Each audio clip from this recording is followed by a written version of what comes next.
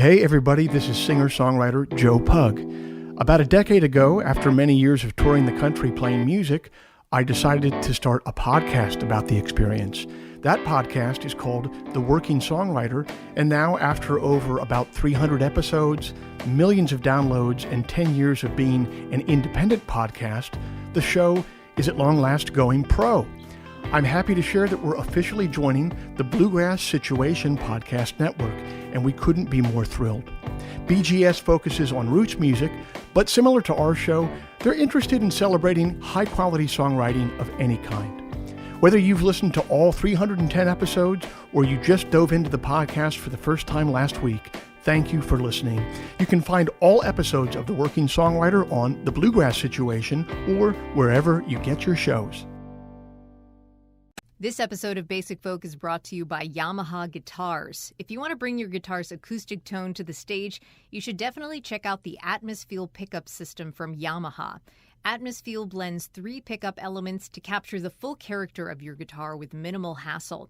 You'll find Atmosfeel in Yamaha brand Red Label and 9X guitars, and you can hear them being used by Jake Eddy, Kenny Feinstein, Caden Wemple, and countless others. Learn more at Yamaha.com or stop by your local Yamaha dealer to hear Atmosfeel in action.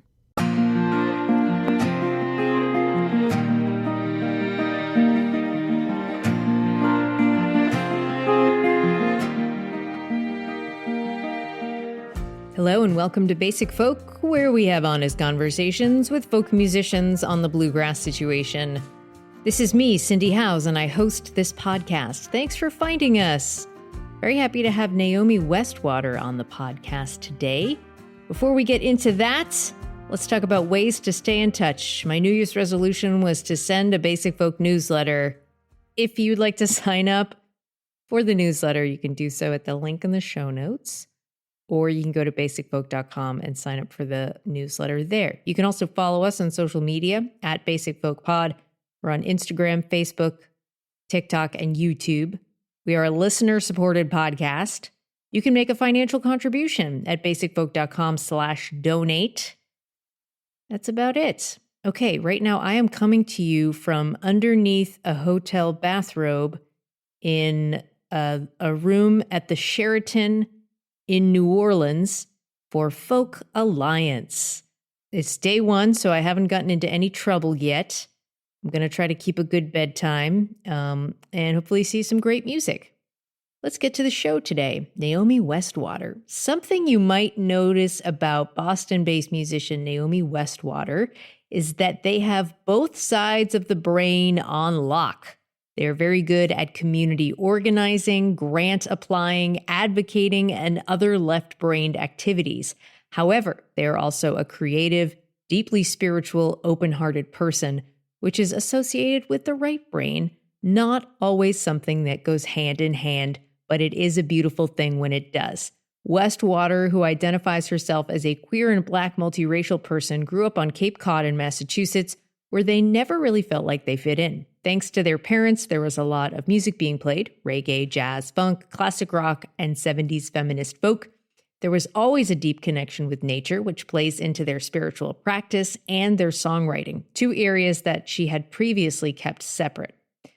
On their new album, Cycle and Change, Naomi made an effort to fully embrace her identity as a songwriter and a witch. She shares each song ties back to its seasonal context, weaving a story that spans spring's hopeful beginnings, summer's vibrancy, autumn's introspection, and winter's quietude. Right in the final stretch of preparing to release the album, all these very hard things happened. The sudden loss of Naomi's father. They also went through a divorce and relocated. It was as if they had created the blueprint for remaining grounded during these challenging life changes. We get into all of this, as well as navigating self-advocacy while struggling to get their endometriosis and adenomyosis diagnosed and treated, as what the impact of their father's death had on their creativity. Let's take a listen to a song from Cycle and Change. We'll hear a clip of the track Bulbs, and then we'll get to our conversation with Naomi Westwater on Basic Folk. I garden in October, it's a promise to myself.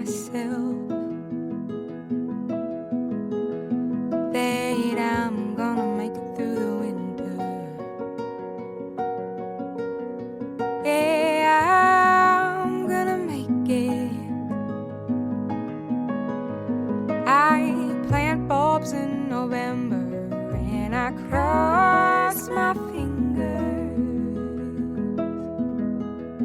I hope I'm gonna make it through the winter. I hope I'm gonna make it. I buy seeds in December, and I pray to a God I don't know. Lord, I wanna make it through this winter. Lord, I wanna make it. Though it's dark outside, though I can't run and hide from my fiance, though I'm sick today of myself and my loneliness, you know I'm gonna make it. Well, I trust that by the summer I will see your face again,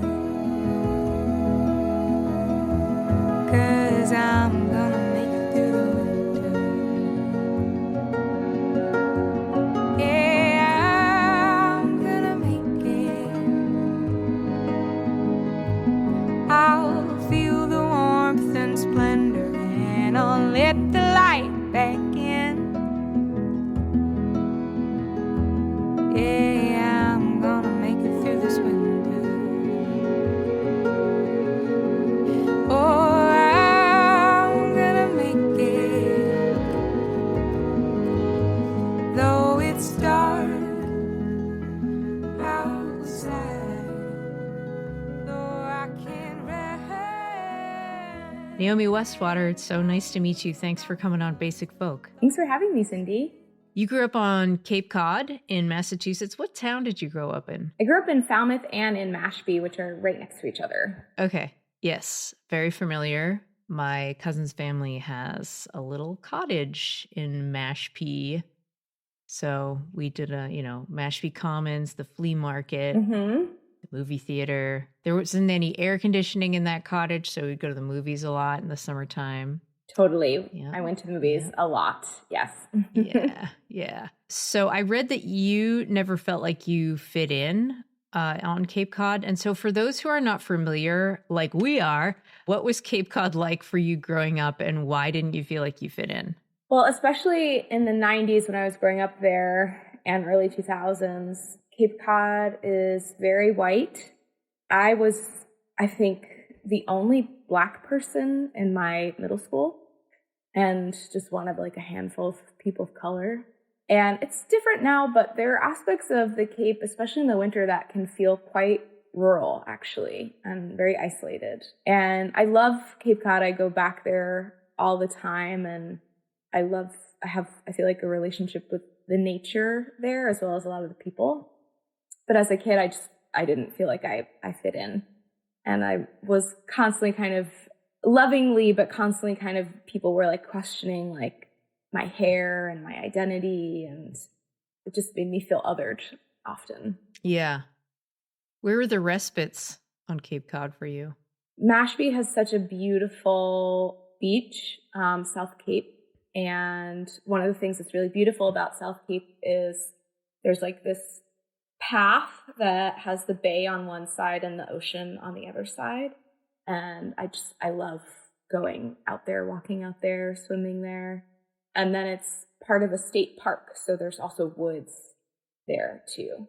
And when I was younger, I would just kind of go and wander in the woods around our house and in our neighborhood and get lost with the dog. And, it's small enough that it was okay for me to just wander, but especially in the off season, you could be out there and not see another person for a really long time and just kind of feel like you have the woods to yourself.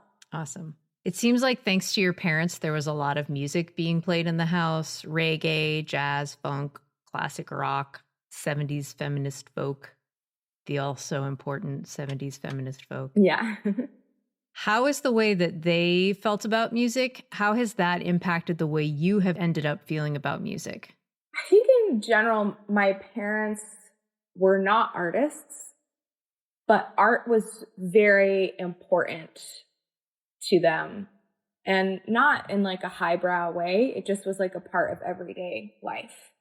So there was always music. They were going to shows a lot. And my first concert, I was 3 years old, and my mom and I went to Great Woods and saw Bonnie Raitt. Like, it just was kind of, okay. yeah, incredible, right? So it just was like, music was just always part of the atmosphere. And how many times did you go to the Cape Cod Melody Tent? Yeah, many times. The stage spins. Yeah, many times. Because a lot of reggae artists play there in the summertime. So we would go all the time. And yeah, it just was kind of, art was almost assumed in my house. And my dad would listen to opera while he was paying the bills. And then they would also, listen to whatever popular music as well, and reggae and everything. So it was a really wide spectrum of music that was playing in our house. Cool. Was it art beyond music as well? I know you are a poet and have a lot of love for poetry. Yeah, my godmother was a poet growing up, and she was in my life a lot. And so just getting a lot of like poetry from her, and we would go to museums and go to a lot of theater, especially when I was younger. We'd go to theater. So art just was kind of like, it just was a normal part of our everyday life. Like, I didn't think about it, if that makes sense. Yeah. Yeah. When did playing your own music and writing your own songs come into your life? And like, what was the reason you started, and how do you relate to that reason now? When I was 4, my parents got me a keyboard that had presets on it, and you would like press a button and some kind of like public domain like synth song would start playing. And so before I could actually play an instrument, I would press that preset and I would write my own lyrics over those melodies.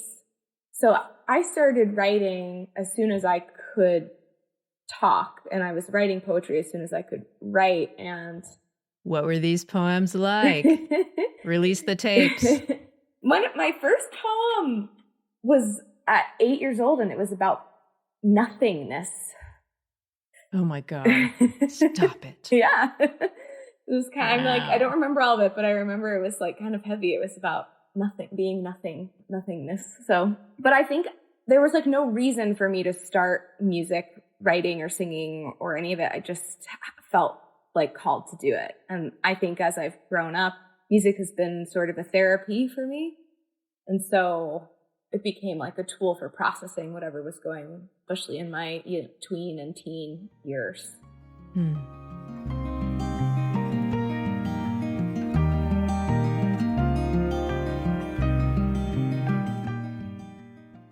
You're a highly spiritual person and a highly creative person.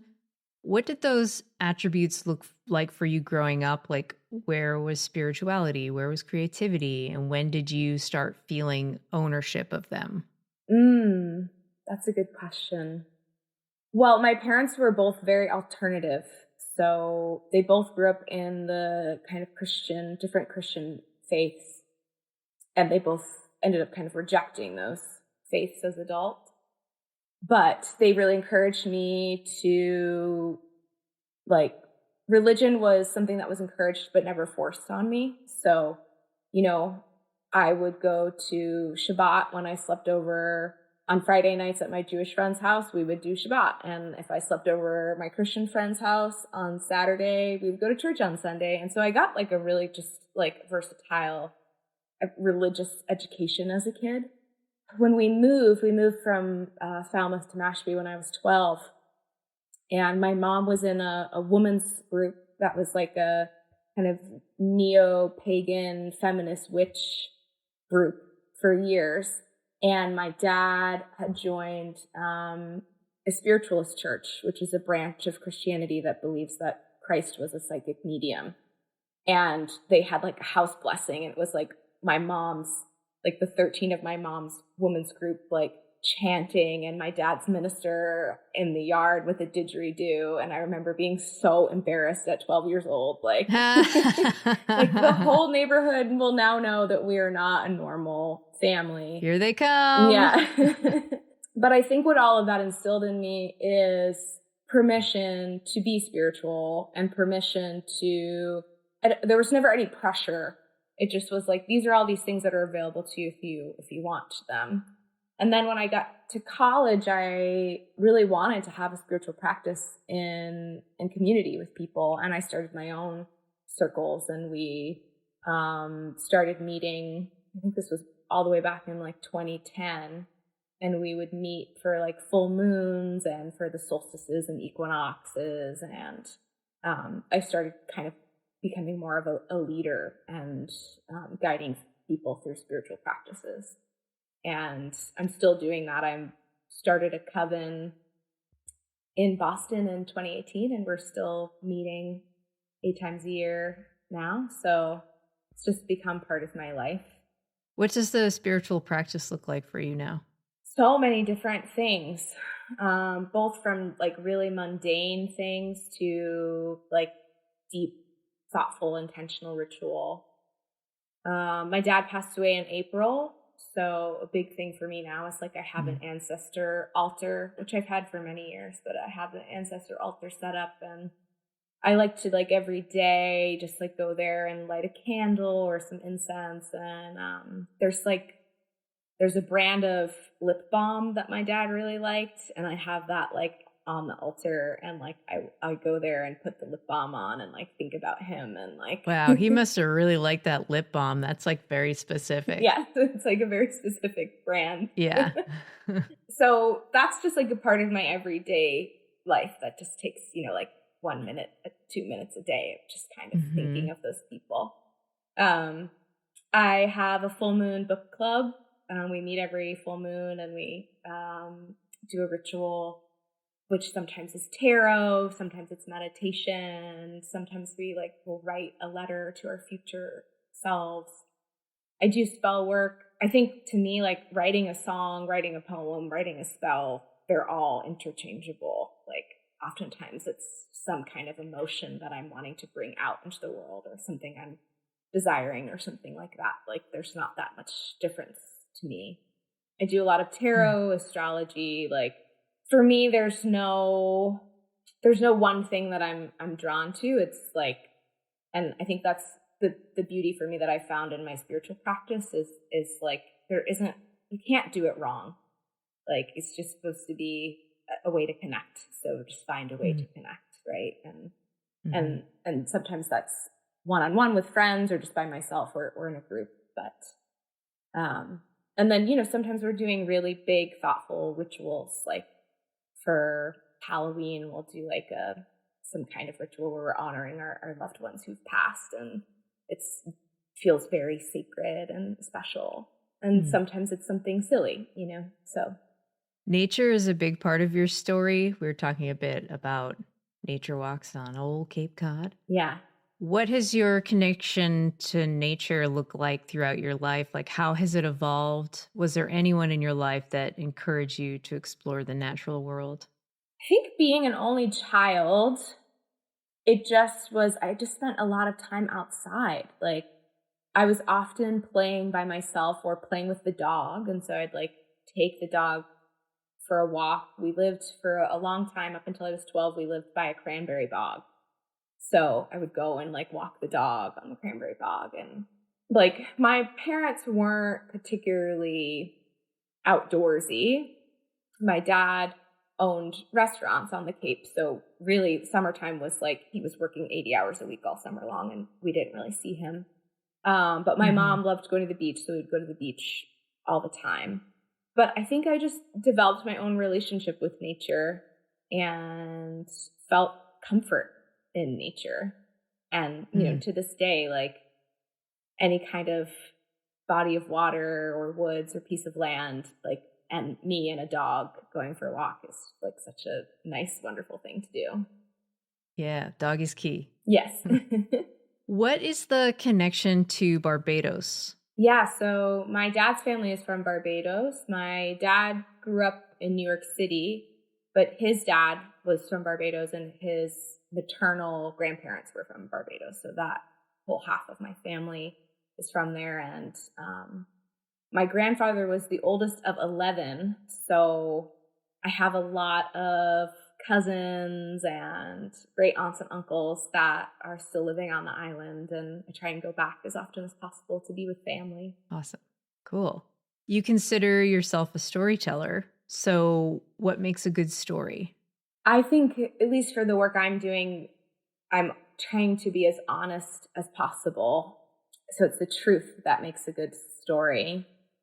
And the truth, especially when it comes to our emotions and how we actually really feel. I think my best songs are when I write the things I'm really afraid to tell people. That for me, obviously there's fiction and there's great works of fiction, but for me, so much of songwriting is about how can I be as honest as possible and how can I be in the actual feeling. I think we spend so much of our lives trying to avoid our feelings, and our job as artists is to be really vulnerable and try and inspire other people to be really vulnerable. Yeah. So something I've noticed about you is that you are like both left-brained and right-brained. Like you're very good at communicating. You're a good community organizer. You are good at applying for grants.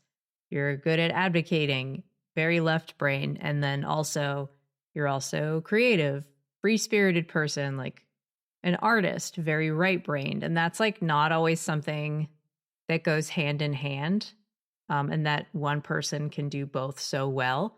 How do you see those sides of you like living parallel in your life? Do they get along? That is a really great observation because that's 100% true. I'm like 50-50 right brain, left brain. And I call myself like a type A creative.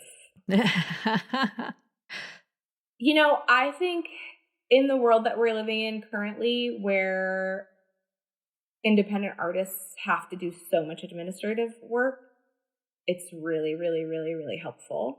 I think sometimes what gets in the way is I'm like a super high achiever, and I'm always kind of like, let's just keep going on to the next thing, on to the next thing, on to the next thing. And I think actually creativity often happens sometimes like in the in-between where there's like some space. Sure. Yeah. So that's been like important. But what I do now is I just like schedule space. How'd you learn that trick? Just by kind of realizing like, oh, there's not enough space for me to do certain things. Like if it's on my calendar, I'll do it. Like that's just kind of like, and this is like a small example, but when I teach songwriting, one of the things I teach is freedom and structure. So I usually start with freedom, which is we do some sort of free write. I give my students some sort of prompt and I just say, just write, like no editor, no filter, just write. And then once that part is over and you kind of just like dump everything out, then we create form and structure and we figure out the form of the song, everything from like key, time signature to, line structure, rhyme, all of those things. But if you start with form, you end up like being the editor before there's even been a writer, if that makes sense. And so I think that's how those two sides of my brain work is like let there be freedom and creativity. But, I can be really weird and out there. And so if there isn't any kind of structure, unless I was wanting to make like super avant-garde music, like things wouldn't make any sense. Right. So trying to do both, but making sure, for me, I think I have to make sure that the editor stays put first and lets the creative be creative.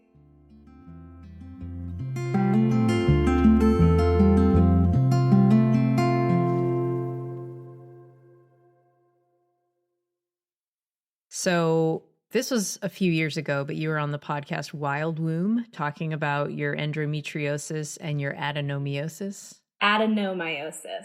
Adenomyosis. Yep. So something that sounds like it was a huge roadblock in getting care was how much women's pain is normalized and the fact that you couldn't get the right people to listen to you.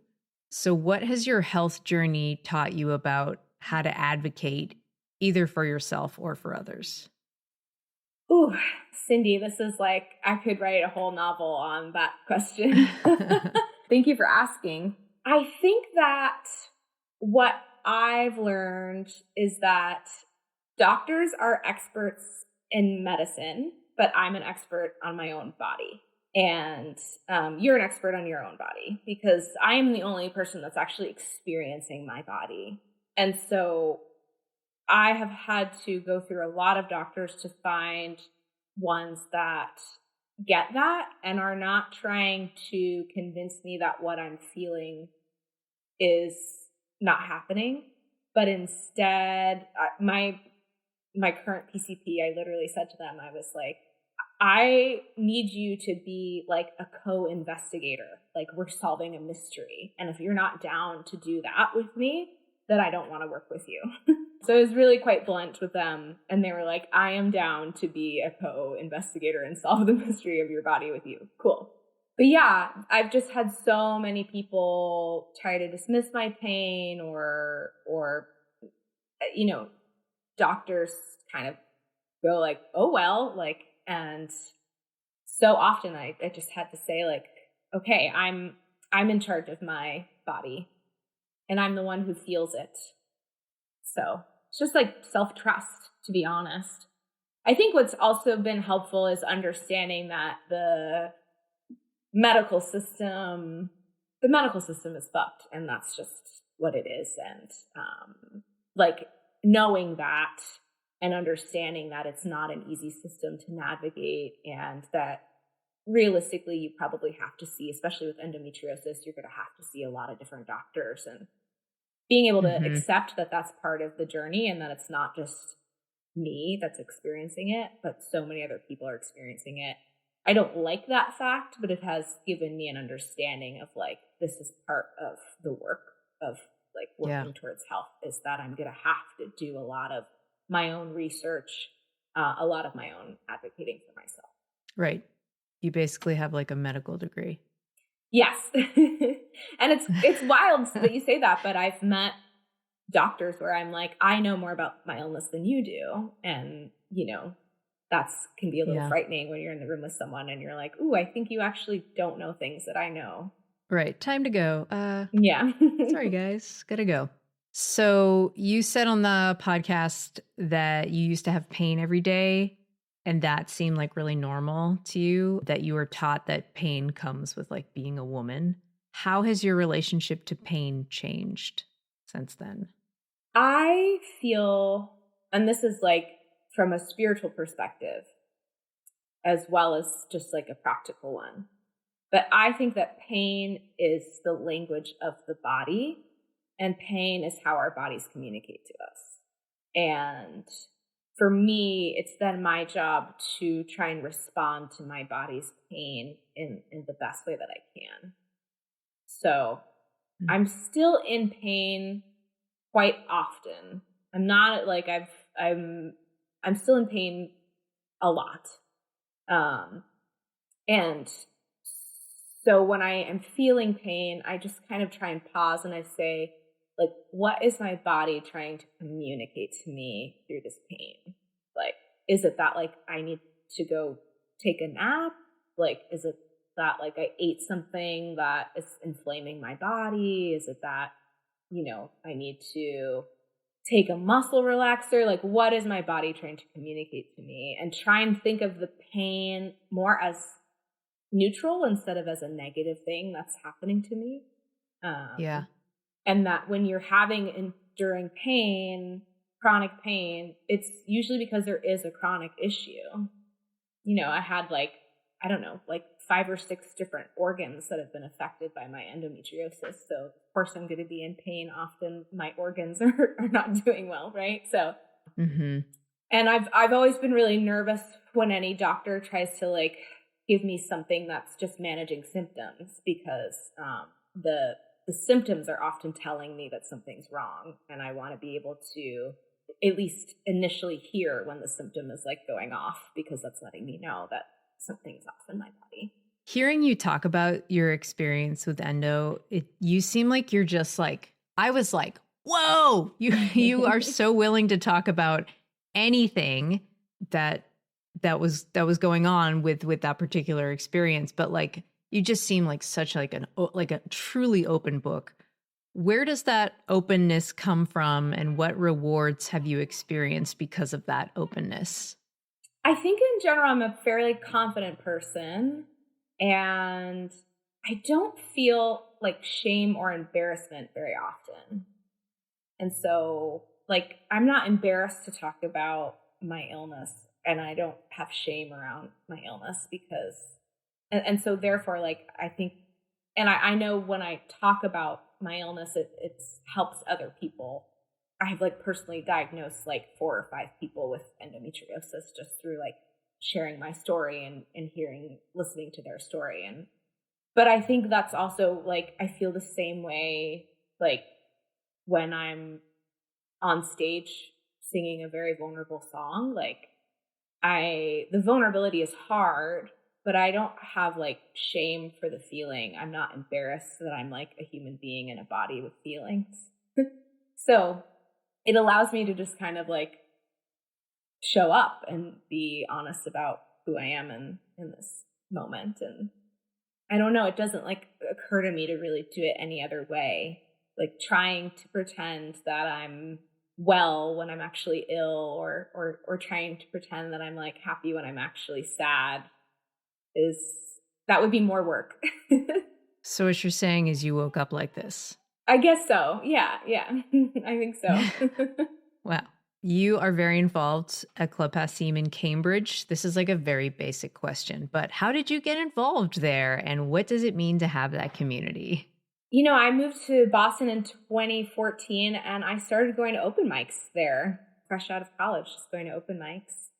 And then from there, like, had other friends in the folk scene, and they kind of like invited me up on stage at shows, and I booked a campfire, and, you know, it kind of just expanded outward and outward from there. And now I'm a part of their folk collective, and I feel, and I really try not to take it for granted, I feel incredibly lucky to have such an amazing folk institution in my backyard. I know that so many artists don't have something like that. And whether I'm performing there or going to a show, I know it's just an incredible resource. So, and I've made really amazing community. I think especially as some of my artwork can end up being quite insular, poetry and songwriting, and it's been really amazing to just be able to connect with other artists and feel like I'm part of a collective, which I think all artists need.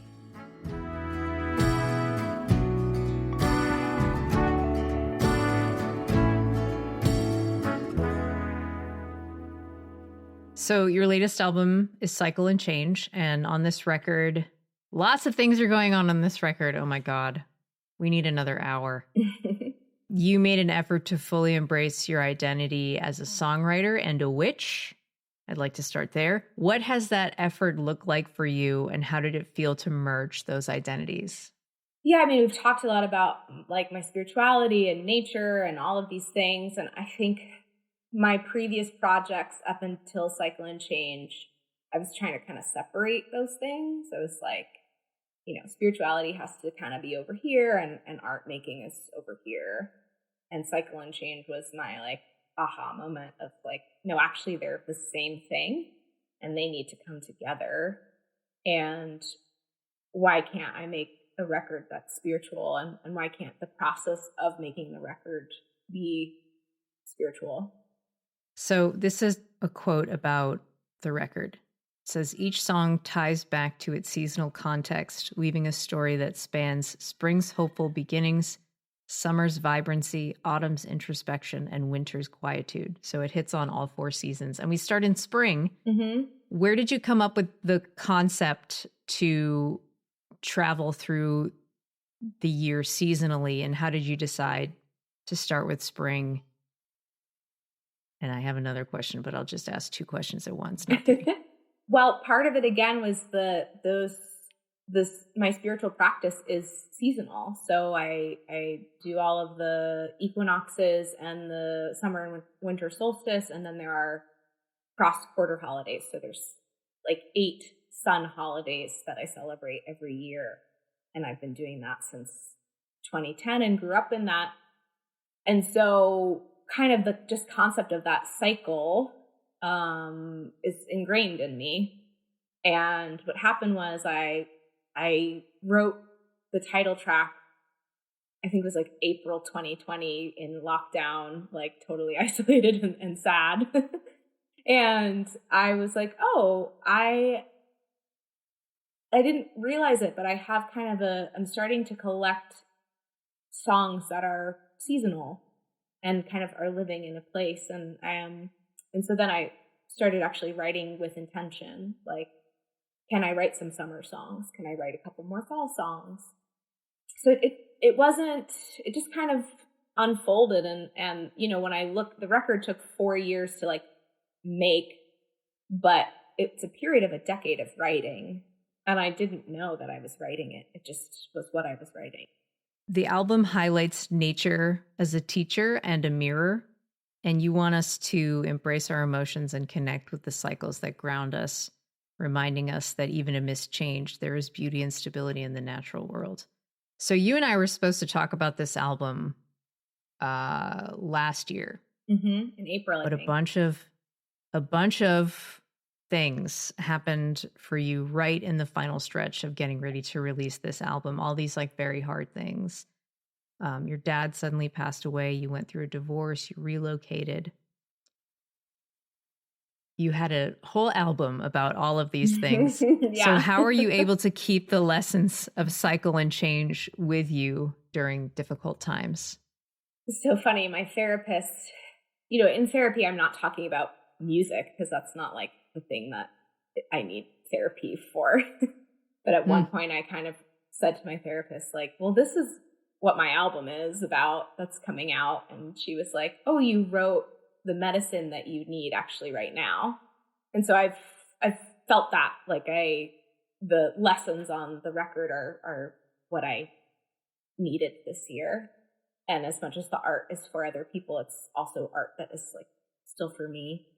I think it's also helped me to let go. Like I was going to tour the record and do, you know, a big hometown release show and all of these things. And I didn't do any of it.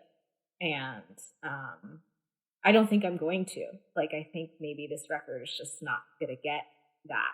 And I'm already like, it's looking like potentially in February or March, I'll be back in the studio working on the next record. So I think what I have just come to accept is like the, you know, way you're supposed to do things sometimes based off of the season of life you're in is just not how things work out. And that's okay.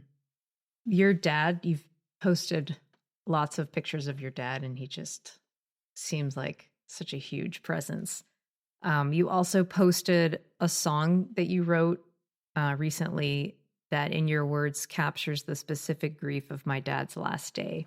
How has your father's death impacted your creativity?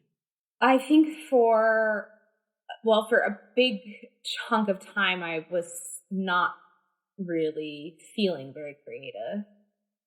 And for a big chunk of time, I wasn't singing because the last time I sang was my partner brought their guitar to the hospital and my partner and a few friends were there and we sang my dad.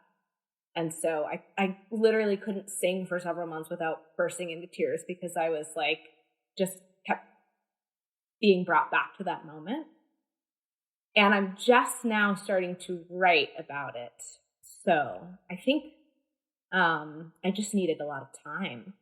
Like, it's like the wound was too fresh to be like, let me now write a song about this. And it's funny, I do this thing called writing 10 songs in one day. It's a workshop I do with Club Passim. We do it like the beginning of January. And I ended up writing a bunch of songs. And I've been trying to write songs about my dad. But what I'm noticing is that like what I actually need to write is about the process of him dying. Like it's not so much like portraits of him as much as it is the very specific moments of, what it feels like to call my uncle in Barbados on the phone and let him know that my dad's dying and just hear my uncle like break down into tears. Like that's actually what I am writing about. It's not so much about like this person, but the experience of witnessing death and this like great transformation. And just like songwriting was for me when I was growing up, like I have more skills and tools now, but I'm still using it to process basically. Yeah. And my hope is to be as vulnerable and as honest as possible in that processing and to not hide away from that. Wow. Well, this has been really wonderful talking to you. And before I let you go, will you do a very quick lightning round? Yes. Yes, they say yes. Okay. Question number 1. What is your ideal stage outfit? Oh, sorry, this is not lightning at all. It never is. I so want to be able to just be like a rock star that goes out in jeans and a fun graphic tee. Like as much as I want to dress up and look like Bart Simpson.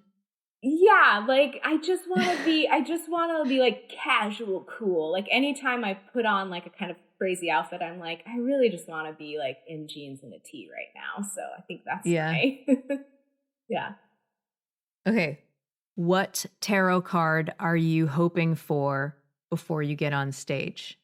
I think I would say it's the Fool, because the Fool is just taking a leap of faith and is down to make some mistakes and is having a really fun time. And that is the tarot card that I want embodied.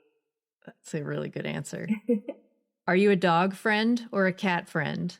I am a dog. There are 2 dogs living in my house, and I respect cats, but I also think that cats are sadists and should probably be outside. So, yeah. What are you ordering on the Club Passim food menu? This is very controversial because they took away the black bean burger, but then they brought it back. Okay. So for a while, I didn't know what to order because I always order the black bean burger with the rosemary fries and a half salad. So that's what I'm ordering now. But for about a year, I was really lost. Oh boy. Sorry to hear. This is the final question. If you were a flower, what flower would you be? Cindy, that's a very hard question. Oh no. What flower would you be today? I'm going to just be a peony. They're so lush and dramatic and delicate and endlessly opening. And yeah, that's what I would want to be. Yeah. Okay. All stellar answers except the cat. Sorry. I'm more of a cat friend. Well, thank you so much. This has really been wonderful to talk to you. Thanks, Cindy. I'm glad we could do this.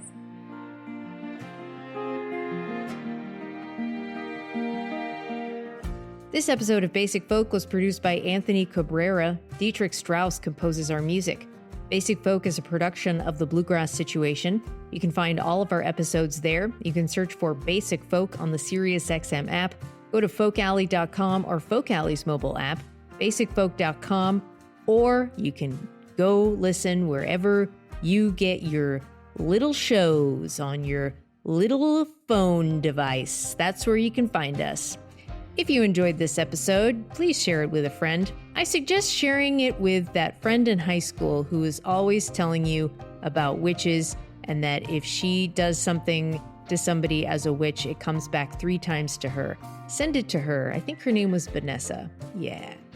All right. Thanks for listening all the way to the end. Talk to you next time. Bye.